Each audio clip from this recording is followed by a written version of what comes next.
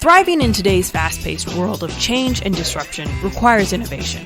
Inside Outside Innovation is the podcast that explores the ins and outs of innovation with raw stories, real insights, and practical advice from the best and brightest in the world of startups and innovation. Each week, we'll bring you the latest ideas in lean startup, design thinking, corporate venture capital, and more. Now, let's get started. Hello and welcome back to another episode of Inside Outside Innovation. This is Josh Berry, and today we're coming at you with an interview with Dr. Simone Ahuja. Now, I first ran into Simone several months ago after reading one of her articles in Harvard Business Review. She's the best-selling author of Jugaad Innovation, Think Frugal, Be Flexible, Generate Breakthrough Growth. And in the interview, she's going to dive into a little bit more about what this idea of Jugaad or frugal innovation actually means. It could be considered maybe a close cousin to lean startup and that approach in the enterprise, but it really focuses even more on what you do when you face extreme resource constraints. So Simone is regularly asked to speak on innovation and how to create great agility labs from companies like PepsiCo, Procter & Gamble, Target Corp, a bunch of great, phenomenal organizations. And so it's really a treat to have her share with us some of these best practices and tools of how to apply this type of frugal innovation. Hope you really enjoy the interview with Simone, and let's get into it. So Jugaad Innovation is something I came across when I was doing some research in India several years ago for Best Buy Corporation. And it was really interesting because a lot of folks at that time would ask me, why are you doing this research for Best Buy? Are they looking to enter the market? And the answer was they really weren't. It wasn't very high on their list, which was almost 10 years ago now. What they were really interested in is looking at how do people solve problems even if they're severely resource constrained. So I don't have a lot of traditional resources. So I don't have a lot of capital. I don't have a lot of headcount. But I still have some really big problems to solve. How do they do it? So I went to India for about 8 months and researched with grassroots entrepreneurs, heads of MNCs, and talked with all of them. I conducted hundreds of interviews to think about how does innovation occur in this way, even if we don't have the world, if we don't have everything. And that's where this idea and this phrase, Jugaad Innovation, emerged. So very practically what happened, we were capturing some video case studies to help disseminate this information better at Best Buy and beyond. And this term called Jugaad used to come up very often. So for example, we were in the Rann of Kutch. This is a desert in Western India, where we were working with salt farmers to understand how they're getting out of a cycle of poverty through a really high value, low cost, kind of a wind-sustained solution. And we ran into problems with my own team there in India. We would run into problems. So whether it was infrastructure, it was hard to get somewhere, whether it was a time problem, whether it was a financial problem, and they would say, hey, we'll do some Jugaad. We'll do some Jugaad. And I didn't know what that word meant, but I wondered, whatever it is, let's do this Jugaad thing and let's figure it out. If that's going to solve our problem, let's do it. And what I understood it to mean is, very loosely and at a high level, I would call it kind of a makeshift solution. But when I dug into it deeper, what I thought was really interesting is that Jugaad really was this mindset. So, okay, we have this problem. Let's evaluate quickly and smartly and resourcefully everything we have around us. That includes not only things, but it includes our knowledge, who we know, how we put that knowledge together and solve the problem. And so this evolved eventually because I realized this is a mindset that's very different than what we have in resource-rich environments traditionally, right? These are generalizations. But by and large, in corporations in the U.S., we have more resource-rich mindsets. And we don't think about what we have. We tend to think about what we don't have. And so this asset-based approach is something I realized could be extremely valuable in all settings, right? And it's a way for individuals even to start solving problems because maybe they don't have to have the giant budget, or maybe they don't have to have all the approvals to get started on solving a problem. So Jugaad Innovation, in short, is a frugal, flexible, and inclusive approach to problem solving that's resourceful and leverages ingenuity. That's interesting. I think when I first saw it, some of my initial inclinations were to say, okay, how does this compare to a lean startup type approach? But correct me if I'm wrong, but what I'm hearing is there's even more consideration at the beginning of the assets that I have to my availability. Whereas a lean startup might just go in pure, what's the problem? What's the solution? How do I build learning cycles as quick as possible? There's almost this other level of acknowledgement of what are the things that I have around me. So there's probably some crossover, but still some very distinct elements that would separate kind of a Jugaad thinking versus, we're practicing lean startup. Is that correct, or am I way off base? No, I think that's a smart way to observe the difference. And you're right. So I think Jugaad Innovation is very much a couple of things. It's not a methodology alone. It's also the mindset. And that's sort of the first piece you mentioned, right? So it's the consideration of the assets that we already have at hand. And it's an entirely different approach to thinking about problem solving. In addition, it's similar to lean in many ways. And actually, interestingly, I learned this then through these grassroots entrepreneurs, especially people who really had nothing. They had very little education. They had very little money. They had very little resources of any kind. But they were still solving big problems. They went through iterative learning cycles as well, just like in design thinking, very much like lean startup experimentation. And ultimately, the Jugaad Innovation methodology that we currently use with companies to help them solve big problems quickly and inexpensively. So you're right, both of those pieces exist. It's got to start with the mindset. Then we have the methodology that includes quick and rapid learning cycles, prototyping. This is exactly what I saw with grassroots entrepreneurs all over the world. But then there's a third piece that we add for corporations, and that piece is really fundamentally about organizational design. So how do we create the systems that support this kind of culture, these mindsets, and this behavior? And I think that's probably a good segue into what I'm seeing with your new book, right? Disrupt It Yourself, Hacking the Corporation to Make It Fast, Fluid, and Frugal.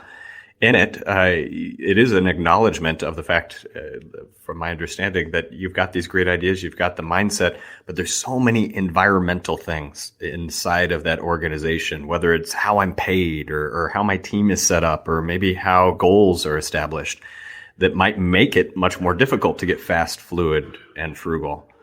So tell me about kind of the evolution of your work and some of the new research that you're doing that hopefully we'll get to see in this new book. Sure. So you're right. It's very much that. It's an extension of Jugaad Innovation. It's an extension of being fast, fluid, and frugal, not only in your ideas, but in how you actually move the ideas through without too much pushback, without being affected too much by the so-called corporate antibodies, right? And there's this fine balance we're learning that, a lot of times when I have talked to organizations, asking them for stories and case studies of corporate entrepreneurship, what I'm really getting are their innovation systems, large innovation systems and programs that are already in place. Yes. Now, this is something that's a little different from corporate intrapreneurship. Corporate intrapreneurship lies somewhat in between, and it's not that it doesn't interact with innovation programs. It certainly does. But corporate entrepreneurship often starts with individuals or small groups of people within the corporation who are really deeply connected to end users. They're often really passion-driven. They're often really empathetic because they have some kind of direct experience with a problem that is being observed that's not being solved by their organization. And so what we wanted to do is to create a methodology for those folks to actually move their ideas through. And so in some ways that is like a lean startup approach. I mean, we certainly look at the end user. We go through ideation and hypothesis generation. We design small experiments that are really quick and fast, and we test them. And these could be physical prototypes, or these could be actually even using one or two end users to understand how people will react. And I write about this in a recent HBR blog about Intuit does that very thing, where they sometimes will just use one end user to help them start to understand what's the value. We go ahead and run the experiments.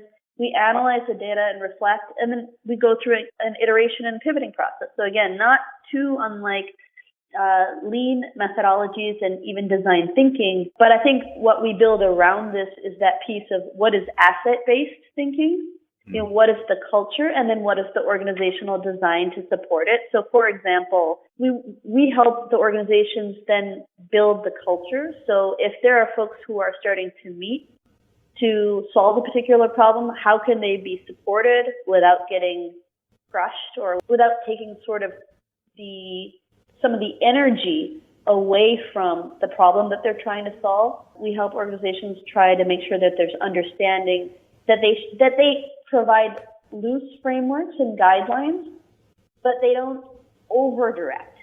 Sure.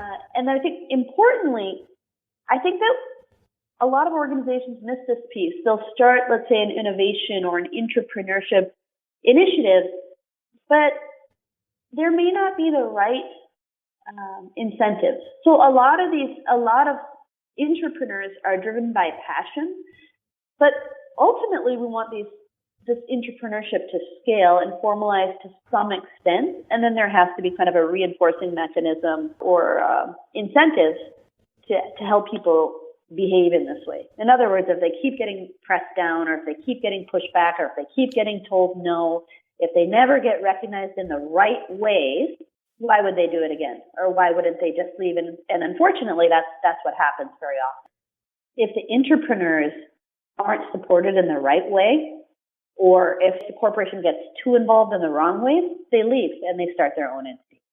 What can organizations do to really start to foster some of that intrapreneurship?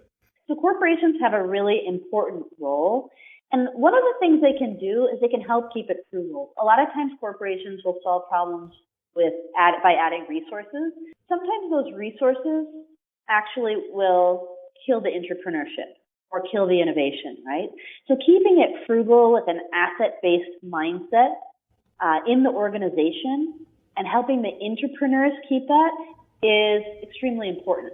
Oftentimes, intrapreneurs don't want the strings that come along with big budgets, right, or the oversight. So keeping it frugal, I think, is fundamental to supporting intrapreneurs. Corporations can also make it permissionless. So in other words, they should influence and they should create these loose frameworks, but they shouldn't control. Once you get into the control, that's when the intrapreneurs start to lose their spark and they lose their interest. So, for example, if an intrapreneur has a potential solution to an end user need or customer problem, and they want to solve it in a certain way, a lot of times what we'll see is if their solution moves from under the radar and starts to bubble up, the corporation will say, hey, we have this product that you can add on to that, or we have this existing model that you should use. That doesn't actually make sense to apply to what it is the intrapreneur has created. So if they make it permissionless and they do what some companies might call support, don't control, they'll have a lot more success. So allow the intrapreneur to really explore where they want to go, including with a model. A lot of times organizations are so inured to their existing models, they don't take the time to see the value in a certain solution. Corporations should also keep it fluid. This is an important one. This idea of fluidity, not being stuck in pyramids or hierarchy, allows these intrapreneurs to do something that I would call enlisting.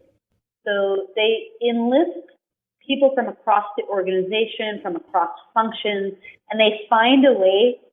Entrepreneurs are great storytellers, and they find a way to help people understand, why does it make sense for me to get outside of my head and my approved work and support you in what it is that you're trying to do?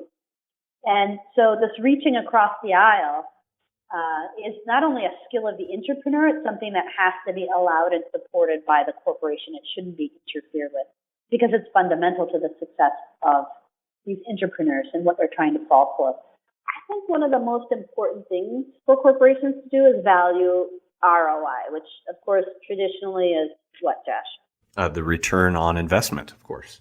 Right. And so here we changed that acronym. And so for us, in our vernacular of entrepreneurship, we call that return on intelligence or return on insight. So it's this idea of understanding the value of the learning from these experiments that entrepreneurs conduct, from the conversations they have, from the people they enroll both inside of the organization but also outside of the organization. And until corporations start really valuing that learning, finding ways to capture it and then share it, so that becomes a part of your traditional ROI in a way, right? That is a return on your investment. It's the learning, the intelligence, and the insight that you develop. Corporations will have a hard time fostering smart solutions through entrepreneurship. And then the final thing that corporations can really do to foster entrepreneurship is support that passion. In our last book, Jugaad Innovation, we talked about follow your heart as our sixth principle. And it's kind of soft, so we used to just sort of mutter it under our breath, like, and then there was follow your heart. But actually, now, it's so fundamentally critical and so central to the work of entrepreneurs that this is now in the limelight. This is on a marquee. Passion and purpose drives entrepreneurs to create highly relevant solutions for end users. And this has to be supported by corporations so that these entrepreneurs can continue to do the great work that they're doing. And especially so they don't leave. Well, absolutely. I think the holy grail when we talk about employee engagement is how can I get people to want to give even more of their own discretionary effort, right, to their jobs and to their work. And the best way to do that is find what they're already spontaneously, naturally drawn towards and figure out ways to help them do more of that, right? That's exactly right. So, and, we can't, it's probably what we've found in some very large organizations we've worked in is this can actually be a really effective means, even at scale, to engage employees across the organization. Now, is everyone going to be doing things they love all the time? Probably not. But can they do it for a great percentage of the time? They actually can, and they can still meet the needs of the organization and beyond. Needs the organization didn't realize they had, right? So when we think about sustainability and sustainable growth, engagement is a huge key and a fundamental part of what these organizations need to support. It's interesting. We were talking with some folks at Intuit about this, and they very much help their entrepreneurs follow their interests. But what I found really smart and humble about Intuit's approach is that if their entrepreneurs emerge with an idea that's not directly linked to the business and doesn't necessarily align with their strategic plan, they still help those entrepreneurs move forward in different ways. So it's not that the initiative is just killed just because it's not right for Intuit. They might then help that entrepreneur find another place for their idea or for their solution. I think that's really intriguing. A mentor of mine once said that what's best for the employee ends up being best for the company, right? Instead of always saying what's best for the company is best for the employee. And that's obviously, that sounds like they're putting it to practice, right? Exactly right.